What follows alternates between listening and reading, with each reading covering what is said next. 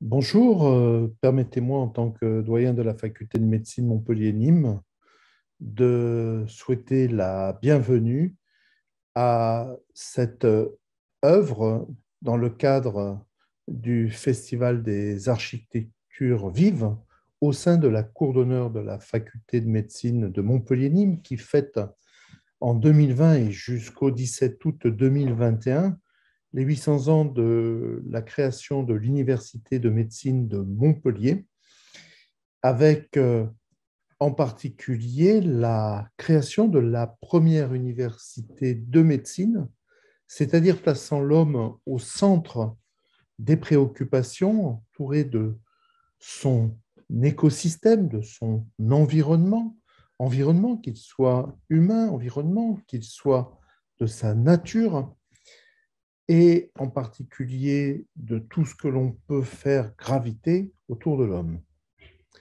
Alors pourquoi c'est important? C'est que l'œuvre qui vous est proposée, Nature en transition, des architectes Roussel, Fagard et Clié, est un morceau de ce micro-environnement de l'Hérault et qui va être exposé au sein de cette cour d'honneur. Il va permettre d'être exposé, mais aussi d'être étudié. Et c'est au sein de cette faculté qui fête ses 800 ans avec ses dimensions humanistes, une signification particulière, une mise en relation entre l'importance de l'homme au sein de son environnement, mais aussi l'importance de l'étude de cet environnement et de l'écologie dans ces temps de transition écologique et d'adaptation au changement climatique. C'est aussi un petit morceau de nature. Je rappelle que ce bâtiment historique, au fil des siècles, c'est aussi le premier jardin des plantes dans l'histoire.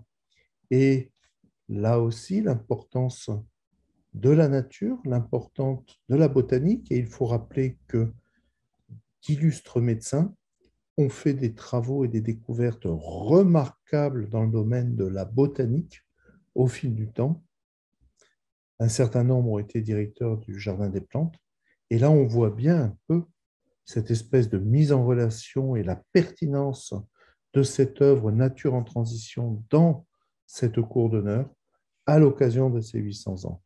C'est aussi l'occasion pour moi de remercier tous ceux qui ont soutenu avec une énergie remarquable ce projet, le professeur Gérald Schank, mais aussi tous les services de l'université, de la faculté et le président du comité de pilotage des 800 ans, le professeur Thierry Lavabre-Bertrand. Donc, bonne visite, bonne découverte et l'occasion aussi de voir l'écrin dans lequel est insérée cette œuvre à l'ombre des tours de la cathédrale Saint-Pierre et de ce bâtiment historique cher au cœur de tous les Montpelliérains. Bonne visite et merci encore au festival d'avoir choisi la cour d'honneur.